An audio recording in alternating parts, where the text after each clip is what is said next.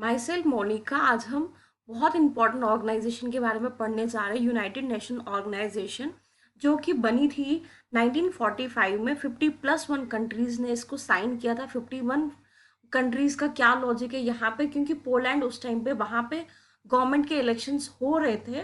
बाद में आके क्या किया था, पोलैंड ने इसको साइन किया था। इसके 193 मेंबर्स थे और जो लास्ट मेंबर इसके साथ जुड़ा था वो था साउथ सुडान। अब यूनाइटेड नेशन ऑर्गेनाइजेशन बना क्यों था? As I told you earlier कि लीग ऑफ नेशन के कुछ फेलियर्स थे। सबसे पहला फेलियर तो ये था उसका कि यूएसए उसका पार्ट नहीं था और वो लार्ज स्केल पे वर्ल्ड को कंस्टिट्यूट नहीं कर रहा था, क्योंकि बहुत कम कंट्रीज उसकी मेंबर्स थी। और तीसरा उसका सबसे ज़्यादा डिफॉल्ट ये था कि उसकी अपनी मिलिट्री ऑर्गेनाइजेशन नहीं थी। जो ये टर्म थी यूनाइटेड नेशंस, ये रॉसवेल्ट ने दी थी। जो कौन थे? प्रेसिडेंट थे यूएसए के। और इनकी साथ किसने ये सब चीज़ें हेल्प करी थी फॉर्मेशन में? प्राइम मिनिस्टर जो ब्रिटिश के थे, विंडसन। ठीक है। और इसका जो फ्लैग था वो एक टीम ने बनाया था, जिस टीम को हेड किया था ओलिवर ब्रांचेस ने। अब इसका ओरिजिन क्या था? As I earlier told you, एक कॉन्फ्रेंस हुई थी, मीटिंग हुई थी, ऑक्स कॉन्फ्रेंस जिसे हम कहते हैं, वॉशिंगटन में, जहाँ पे ये जो कंट्रीज थी USA, Soviet union, China and UK, इनके लीडर्स मिले और इन लोगों ने बात की कि भाई हमें एक ऐसी कंट्री बनानी है जहाँ पे, यहाँ पे 1994 है, वेट। और उसके बाद क्या हुआ था? एक चार्टर साइन हुआ था। आपको ये बात याद रखनी है, जब भी हमें इंटरनेशनल लेवल पे कोई चीज़ फॉर्म करनी है तो हम उसको एक चार्टर के फॉर्म में पहले डिस्कस करेंगे, बाद में फॉर्म करेंगे। एक प्रॉपर प्रोसीजर हम चलाएंगे ताकि वो चीज़ें बाद में इम्प्लीमेंट बहुत बेटर वे में आए। इसकी 5 ऑफिशियल लैंग्वेजेस है, दैट इज आपका French, Arabic, Spanish, Chinese, English, Russian. Working language, working मतलब जिसमें ये काम करेगी, जो इनकी ऑफिशियल लैंग्वेजेस होगी वो है इंग्लिश एंड फ्रेंच। इसकी जो सबसे बिगिनिंग में हम इसकी ऑर्गेनाइजेशंस पढ़ेंगे, आपको ये चीज़ याद रखनी है, ये जस्ट ब्रीफ ओवरव्यू है। एज अ पॉलिटिकल साइंस में आपको यूनाइटेड नेशन ऑर्गेनाइजेशन को बहुत अच्छे लेवल पे समझना पड़ेगा और इसकी हर एक ऑर्गेनाइजेशन को बहुत डिटेल्ड वे में समझना पड़ेगा, ताकि एग्जामिनर आपको किसी भी तरह का सवाल करे आप उसको आंसर देने में सक्षम हो। ठीक है। 5 परमानेंट मेंबर्स, जो आप ये विटो पावर सुनते हो, बहुत करंट न्यूज़ वगैरह में रहती है या ग्लोबल पॉलिटिक्स का एक बहुत इंपॉर्टेंट पार्ट है। परमानेंट 5 मेंबर्स, दैट इज आपका USA, United kingdom, China, France and Russia. ये वो कंट्रीज है जो जिन्हें हम 5 परमानेंट मेंबर्स कहते हैं। ये विटो पावर इनके पास होता है। विटो पावर क्या होता है? सपोज अगर कोई भी चीज़ पास होनी है सिक्योरिटी काउंसिल में, वहाँ पे आपको एब्सोल्यूट मेजॉरिटी चाहिए। अगर इन कंट्रीज में से एक भी कंट्री ने ये चीज़ बोल दी कि भाई ये चीज़ पास नहीं होगी, तो वो चीज़ पास नहीं होगी। ठीक है। और इसका क्या, United National Assembly, every country can send 5 members हर साल। ठीक है। और हमारे यहाँ के कौन बने थे? एस त्रिमूर्ति, 1 साल के लिए जो होते हैं इसके प्रेसिडेंट। और 1953 में विजय लक्ष्मी प्रेसिडेंट ऑफ इंडिया बनी थी, प्रेसिडेंट जो बनी थी इंडिया से। ठीक है। Palestine and Vatican city observers है। ऑब्जर्वर्स होते हैं वो कंट्रीज या वो नेशंस जो पूरी फुल फ्लेज्ड पार्ट नहीं होते हैं किसी ऑर्गेनाइजेशन का, बट जो उसकी मीटिंग्स होती है, जो उसकी वर्किंग्स होती है, उनको ऑब्जर्व करती है। वेनेजुला एंड लिबिया को 3 साल से क्या इनको वोट नहीं मिला है करने का जनरल असेंबली में? क्यों?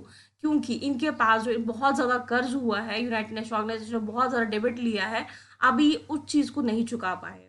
ठीक है। यूनाइटेड नेशंस ने एक इनिशिएटिव लिया है कि ये 2030 तक क्या करेगा, ट्यूबर क्लोसिस को ख़त्म कर देगा वर्ल्ड से। और इंडिया ने एक स्टेप इससे आगे ले लिया है। इंडिया ने ये चीज़ कही है कि वो 2025 तक ही इसको ख़त्म कर देगा। अब ये काम क्या करती है? अगर जनरल असेंबली है तो ये कैसे काम करती है? 2/3 मेजोरिटी सिर्फ रिक्वायर्ड होती है कोई भी चीज़ पास करने के लिए। उसका इंपॉर्टेंट काम है international peace and security maintain करना। United Nation Organization as a whole बनी ही थी वर्ल्ड में पीस एंड सिक्योरिटी मेंटेन करने के लिए। क्यों? बिकॉज उससे पहले आपने देखा कि अलायंसेस फॉर्म हो रही थी और अलायंसेस के चक्कर में क्या हुआ, फर्स्ट वर्ल्ड वॉर हुआ। और उसमें और अलायंसेस के पार्टिसिपेट करने से क्या हुआ, वर्ल्ड वॉर सेकेंड हो गया। और इन दोनों से क्या हुआ, मास डिस्ट्रक्शंस हुई, ह्यूमैनिटी पूरी तरह से ख़त्म हुई। लोगों का लॉस हुआ, फाइनेंशियल लॉस हुआ, इकोनॉमी का लॉस हुआ, हर तरह से लॉस हुआ। और एंड पे जो हिरोशिमा एंड नागासाकी पे जो ट्रेजेडी हुई, मतलब वो तो बिल्कुल ही भयंकर थी, जहाँ पे जिसने ह्यूमैनिटी को पूरी तरह से रूट्स तक खत्म कर दिया। फ्यूचर में ऐसी चीज़ें ना हो, फ्यूचर में ऐसा कभी भी चीज़ें ना हो, वर्ल्ड वॉर थर्ड ना आए, उस चीज़ से बचने के लिए एक हमने ऑर्गेनाइजेशन बनाई इंटरनेशनल लेवल पे, जिसका नाम था वर्ल्ड इंटरनेशनल ऑर्गेनाइजेशन। और जनरल असेंबली का भी मेजर काम यही है कि इंटरनेशनल पीस एंड सिक्योरिटी को मेंटेन करना। और एडमिशन्स ऑफ न्यू मेंबर, जैसे हमने अभी देखा कि स्टार्टिंग में तो इसके 50+1 ही थे, ये कैसे हुए, इनकी एडमिशन्स कहाँ हो रही है, जनरल असेंबली ये सब देखती है। इसके बजट होता है जो रेगुलर सेशन, मतलब हर सितंबर में होगा। कुछ स्पेशल सेशंस आते हैं कि कोई इमरजेंसी वगैरह आ गई, अगर स्पेशल है तो वो उसी टाइम होगा कुछ दिनों में, और इमरजेंसी है तो 24 घंटों के बीच में होगा। सिंपल मेजॉरिटी चाहिए इसको अपनी कोई भी डिसीजंस या रिकमेंडेशंस वगैरह पास करवाने के लिए, ठीक है। और ये बजट वगैरह डिस्कस करती है। और आपको ये चीज़ याद रखनी है, बाकी कोई भी चीज़ें बाइंडिंग नहीं है, कोई कंट्री चाहे तो करे, नहीं तो नहीं। लेकिन जो इसका बजट है वो बाइंडिंग है, हर कोई कंट्री को थोड़ा थोड़ा पैसा देना पड़ता है इसके वर्किंग के लिए। और आपको एक और चीज़ याद रखनी है, जो डेवलप्ड कंट्रीज़ है वो ज़्यादा पे करती है एज़ कम्पेयर टू जो डेवलपिंग, क्योंकि वो बेचारे खुद ही अपनी कंट्रीज़ में फिनेंशियली बहुत सारी चीज़ों से डील कर रहे होते हैं। सिक्योरिटी काउंसिल सबसे इम्पॉर्टेंट है, बिकॉज जो एक्चुअली जो सिक्योरिटी मेंटेन करने का काम है वो सिक्योरिटी काउंसिल करती है। और यहाँ पे जो आपके 5 परमानेंट मेंबर्स वो एक्ट में आते हैं, क्योंकि उनकी यहाँ पे सुप्रीमेसी आती है। यहाँ पे आपके 5 परमानेंट मेंबर्स होते हैं और 10 नॉन परमानेंट मेंबर्स होते हैं। और कोई भी चीज़ पास करने के लिए आपको 9 लोगों को 9 सहमति होनी चाहिए, एब्सोल्यूट मेजॉरिटी होनी चाहिए। लेकिन आपको फिर से याद रखना है, ये 9 वो तब होंगे जब यहाँ पे कोई भी 5 परमानेंट मेंबर नेगेटिव वोट नहीं करेगा।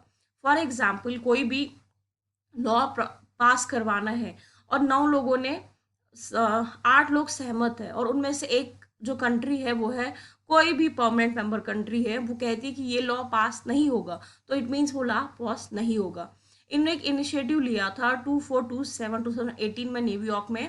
क्यों लिया था कि जो छोटे बच्चे हैं या कोई भी ऐसी ह्यूमन ट्रैफिकिंग या चाइल्ड एब्यूज हो रहा है, या चाइल्ड को किसी भी तरह की परेशानी है, तो वो क्या कर सकते हैं, डायरेक्टली ये उन लोगों को हेल्प करेगी। इंडिया 8 बार क्या उसको मौका मिला है इसकी जो चेयर है उसको होस्ट करने का। और इकोनॉमिक एंड सोशल काउंसिल, अब देखिए, आप जो आज वर्ल्ड ट्रेड ऑर्गेनाइजेशन पढ़ते हैं, आईएमएफ पढ़ते हैं, जो रूल्स पढ़ते हैं, टैक्सेस पढ़ते हैं, वर्ल्ड हेल्थ ऑर्गेनाइजेशन पढ़ते हैं, स्कीम्स पढ़ते हैं बहुत सारी, कि ये यूनाइटेड नेशन ऑर्गेनाइजेशन ऐसा किया, लेबर लॉज दिए हैं, चाइल्ड लॉज दिए हैं, ह्यूमन राइट्स दिए हैं, ये सब कहाँ से आते हैं, यूनाइटेड नेशन ऑर्गेनाइजेशन ही ये अलग अलग उसकी जो विंग्स है इसके बारे में काम करते हैं। इकोनॉमिकली क्यों, क्योंकि वी हैव सीन कि ग्लोबलाइजेशन पे आजकल क्या है कि हम ट्रेड करते हैं अक्रॉस द वर्ल्ड। अब वहाँ पे जब हम ट्रेड करें, कुछ तो लॉज होने चाहिए ना जो हमें सिक्योर करे चीज़ों से। जैसे आज के टाइम पे यूनाइटेड ऑर्गेनाइजेशन ने जो ऑनलाइन ट्रेडिंग या ऑनलाइन यूट्यूब्स है, बाकी सब है, इनसे भी ये चीज़ें बहुत स्ट्रिक्टली मेंशन करी है कि जो आप जहाँ से भी सोर्सेज लाते हो, वहाँ पे जो आप लोग है उनको आपको पे करना ही करना है, ठीक है। ये एक मिनिमम चीज़ें रखती है ताकि कहीं पे भी किसी भी पर्टिकुलर कंट्री या पर्टिकुलर किसी भी इकोनॉमिक प्लेटफॉर्म की मोनोपोली ना हो। मीन्स मोनोपोली का मतलब होता है कि सिर्फ वही एक वहाँ पे अपना, जैसे कभी क्या होता है कि हम चीज़ें कम दाम में या बहुत सारे एबंडेंट अमाउंट में ले आते हैं, और फिर लास्ट में हम अपने हिसाब से प्राइसेस वगैरह उसमें क्या करते हैं कि भाई हम इसी प्राइस में ये चीज़ें सेल करेंगे। तो वो सब जो काम देखती है वो ये इकोनॉमिक एंड सोशल काउंसिल्स देखती है, जस्टिस प्रोवाइड करना, बाकी सब चीज़ें। इसके जो हेड क्वार्टर है वो न्यूयॉर्क में है। इसके जो प्रेसिडेंट है मुनीर अकरम है, जो कहाँ से है, पाकिस्तान में। और जो इसके प्रेसिडेंट है वो 1 साल के लिए चुने जाते हैं। इंडिया अभी हाल में री इलेक्ट हुई है तीसरी बार 2018 में 2021 तक। ट्रस्टशिप काउंसिल, अब ट्रस्टशिप काउंसिल इस टाइम पे वर्किंग नहीं है। क्यों वर्किंग नहीं है, क्योंकि ट्रस्टशिप काउंसिल का काम था कि जो कंट्री जिसके पास अपनी गवर्नमेंट नहीं है और कोई भी डिसीजंस या कोई भी कन्फ्लिक्ट्स अराइज होते हैं उस कंट्री के साथ, तो वहाँ पे क्या होगा, ट्रस्टशिप काउंसिल उसके बिहाल पे, उस कंट्री के बिहाल पे एक्ट लेगी और वहाँ पे क्या करेगी, डिसीजन लेगी। 1994 में एंड में जो सबसे लास्ट में जो कंट्री थी वो थी पॉल, जो जिसकी थ्रू इनको हेल्प मिली थी और फ्रीडम मिला था, एंड हुआ था। और यहाँ पे भी क्या है, ट्रस्टशिप council now consist of 5 permanent members, security council. International court of justice, international court of, obviously अगर कोई वर्किंग है वहाँ पे कोई तो जज होना चाहिए, या कोई तो ऐसे जस्टिस होना चाहिए जहाँ पे हर किसी को इंसाफ मिले। जस्टिस का मतलब ही होता है इंसाफ, कि अगर कोई भी वर्किंग में कोई भी चीज़ गलत है या कोई भी चीज़ ऐसी है जो जेन्युइन नहीं है, ह्यूमैनिटी के अगेंस्ट है, तो वहाँ पे कौन एक्ट में आएगा, इंटरनेशनल कोर्ट ऑफ जस्टिस, जिसका हेडक्वार्टर है हेग में। बाकी इन सब ऑर्गेनाइजेशन का न्यूयॉर्क में है। एक्सेप्शनल एक आपका इंटरनेशनल कोर्ट ऑफ जस्टिस है जहाँ हेग में है।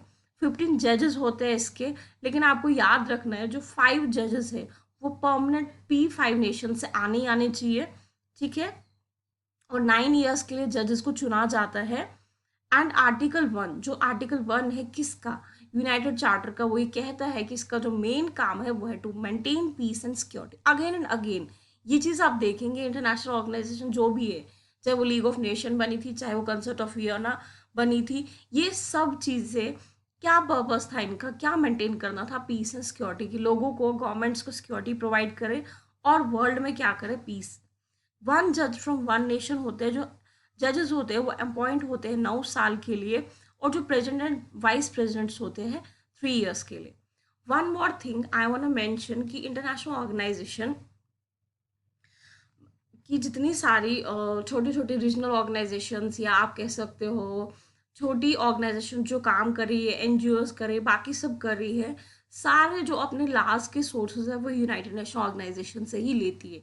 इवन हमारे यहाँ बहुत सारी जो चीज़ें अप्लाई होती है, हम भी कहीं ना कहीं वो चीज़ें कहाँ से लाते हैं, इंटरनेशनल आपका यूएनओ से ही लाते हैं। जैसे फॉर एग्जांपल आपकी एनवायरमेंट रिलेटेड जितनी कन्वेंशंस होती है, आपका सस्टेनेबल डेवलपमेंट गोल्स होते हैं, जैसे आपने अभी मैंने बताया ट्यूबरक्लोसिस को एंड करने के लिए अभी भी वर्ल्ड हेल्थ ऑर्गेनाइजेशन इन कोविड की सिचुएशंस में भी काफ़ी ज़्यादा चीज़ें बहुत सारी जगह रिलैक्स कर रही है, आपने लाइक टैक्सेस वगैरह या बाकी फंडिंग प्रोवाइड कर रही है। ऐसे भी जो वर्ल्ड हेल्थ ऑर्गेनाइजेशन है बहुत सारी इनिशिएटिव्स चलाती है वर्ल्ड में बेटरमेंट लाने के लिए।